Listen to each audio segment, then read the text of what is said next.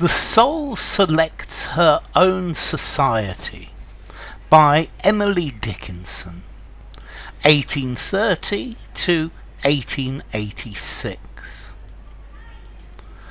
The soul selects her own society, then shuts the door to her divine majority, present no more. Unmoved, she notes the chariots pausing at her low gate. Unmoved, an emperor be kneeling upon her mat. I've known her from an ample nation.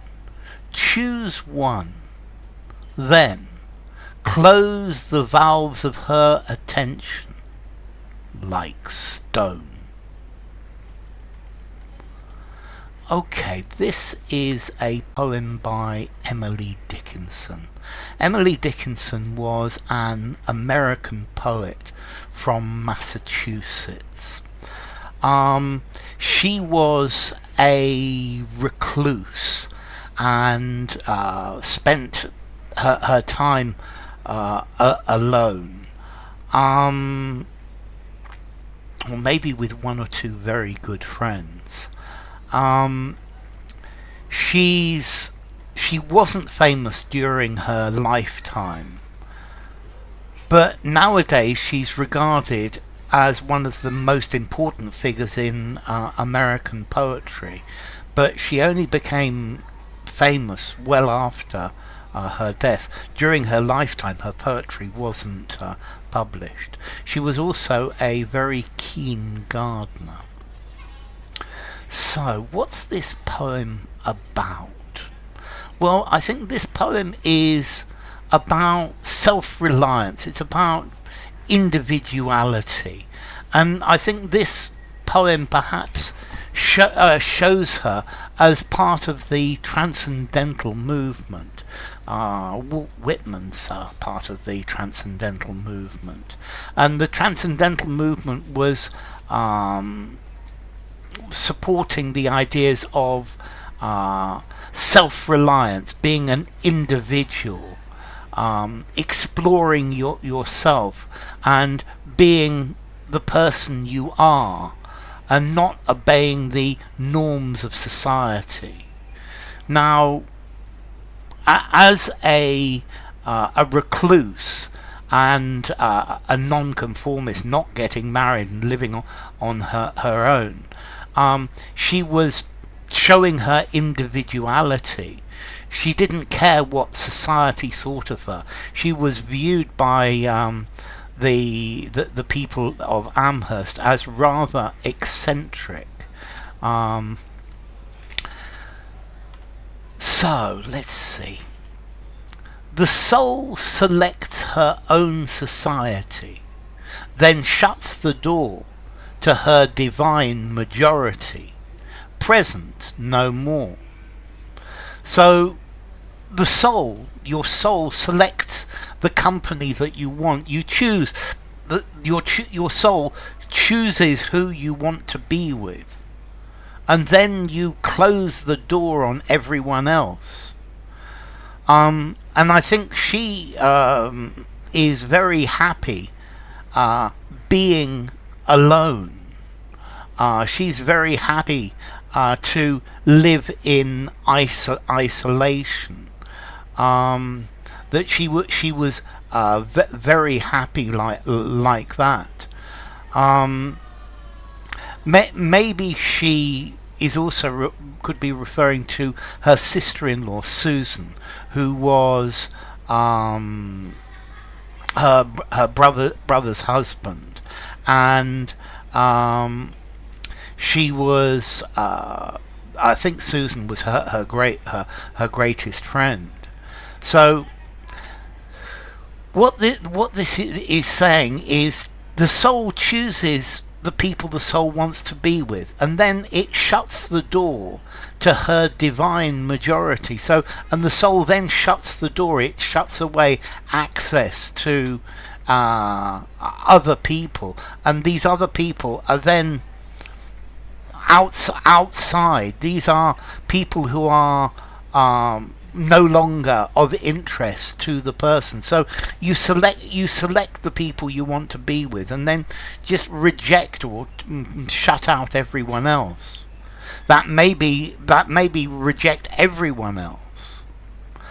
Unmoved, she notes the chariots pausing at her low gate.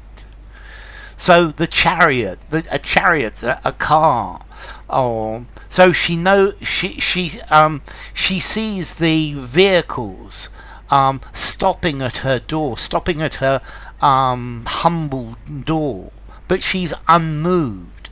Yeah, and perhaps these are people who want to be her friend, but these people don't resonate with her soul, and she's unmoved.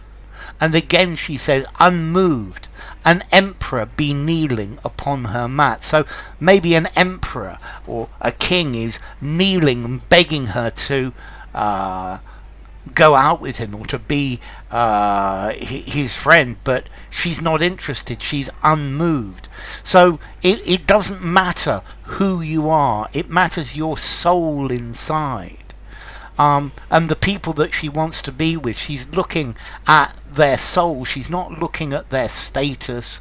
Even if a king is kneeling on her mat, begging for her company, she's going to refuse him, unless, of course, his soul is the right soul. He is a person that she wants to be with.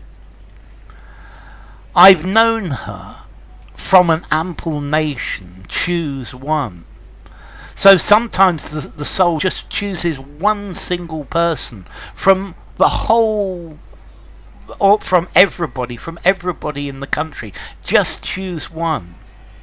Then close the valves of her attention like stone, and then shut out everyone else. Then not notice anyone else, and shut everyone else as if she was made of stone.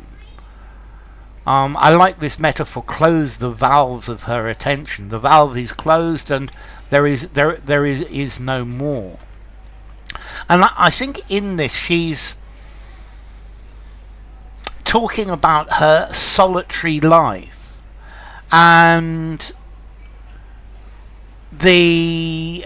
and she rejects the outside world in favor of her own company, or her own selected company, and she's reliant on herself. She's her own individual, and these are values that society does not appreciate. And I think she selects her own society.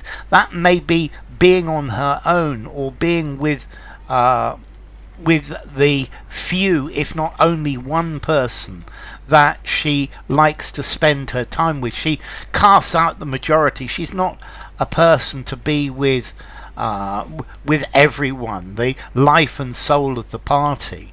And she's unmoved by an emperor who might come to ask for her company. So this is not something that is based on power or money or wealth. This is something that is based on people's company.